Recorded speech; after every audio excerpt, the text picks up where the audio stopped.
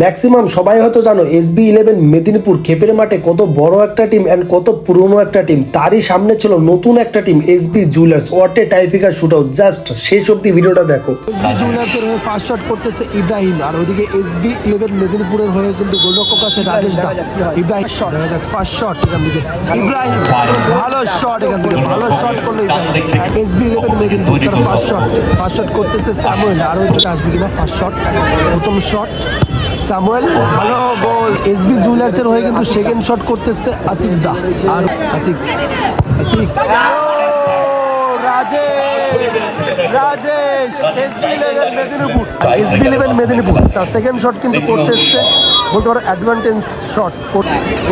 সাব্বির এদিকে আসিক, সাব্বির বাবা কোথায় মারলেন